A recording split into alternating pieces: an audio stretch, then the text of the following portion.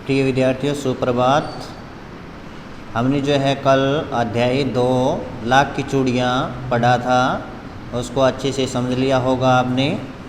आज हम उसके जो है अभ्यास के प्रश्न करने जा रहे हैं कहानी से। पहला जो प्रश्न है, बचपन में लेखक अपने मामा के गांव चाव से क्यों जाता था और बदलू को बदलू मामा न कहकर बदलू चाचा या बदलू काका क्यों कहता था। तो देखिए, बचपन में लेखक अपने मामा के गांव बहुत चाव से जाया करता था, क्योंकि गांव का बदलू काका उसे सुंदर सुंदर लाख की गोलियां देता था, जो किसी भी बच्चे का मन मोह ले। इसी चाव में वह मामा के गांव जाने के लिए उत्साहित रहता था।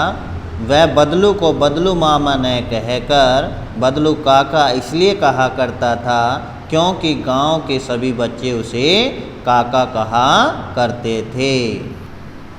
प्रश्न नंबर 2, वस्तु विनिमय क्या है? विनिमय मतलब आदान प्रदान। विनिमय की पद्धति या प्रचलित पद्धति क्या है? वस्तु विनिमय वह पद्धति है, यानी कि वह विधि है जिसमें एक वस्तु को देकर दूसरी वस्तु खरीदी जा सकती है। बदले यानी कि बदलते समय में आज वस्तुओं से वस्तुएं नहीं खरीदी जाती। अब ऐसा संभव नहीं है।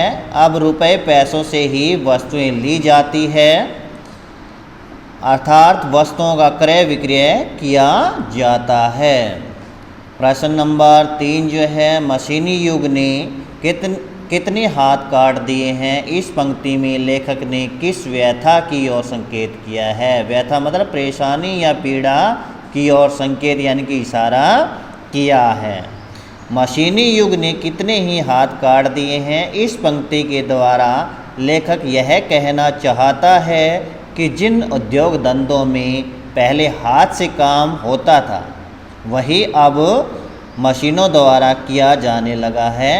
ऐसे में सैकड़ों मनुष्यों का काम करने के लिए केवल कुछ ही मशीनें काफ़ी हैं। ऐसे में बहुत से कुशल कारीगर बेरोजगार हो गए हैं या दूसरे कार्य करने के लिए मजबूर हो गए हैं। उनकी ज़िंदगी जैसे तबाह ही हो गई है।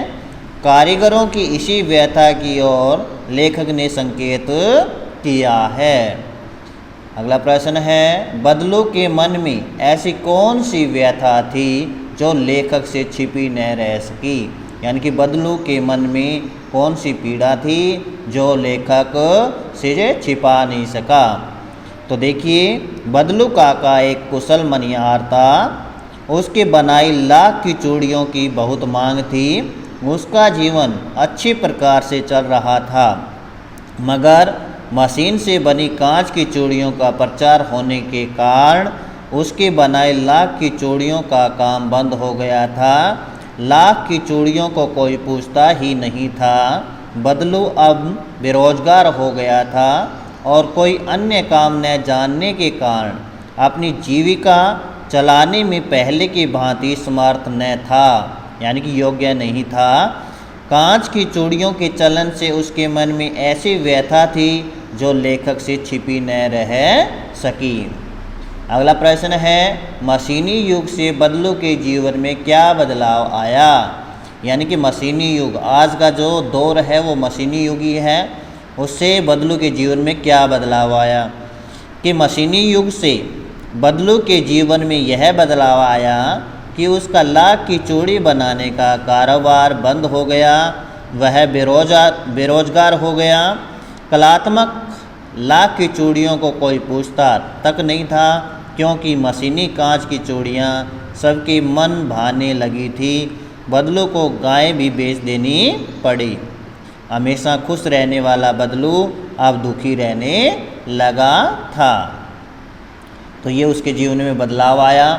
अब कहानी से आगे देखिए, आपने मेले बाजार आदि में हाथ से बनी चीज़ों को बिकते देखा होगा।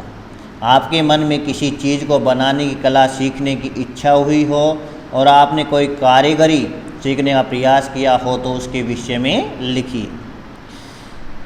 देखिए, एक बार मैं एक मेले में गया था, वहाँ मैंने हाथ से बनी बैंत तथा बाँस की कलात्मक चीज़ें बिकती देखी।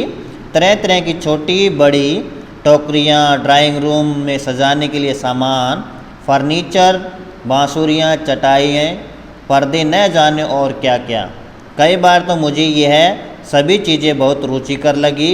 मुझे भी लगा कि मैं ऐसी कलाकृतियाँ बना सकता हूँ, इसलिए घर वापस आकर मैंने चटाइयाँ बनाने की कोशिश की। तो ये जो है करते हुए मुझे जो है बड़ी प्रसन्नता हुई। अगला प्रश्न देखिए, लाख की वस्तुओं का निर्माण भारत के किन किन राज्यों में होता है? लाख से चूड़ियों के अतिरिक्त क्या क्या चीज़ें बनती हैं, ज्ञात कीजिए।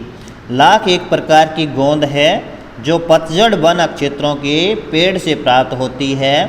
भारत में झारखंड, ओडिशा, बंगाल, बिहार, मध्य प्रदेश, राजस्थान और आंध्र प्रदेश में लाख पाई जाती है।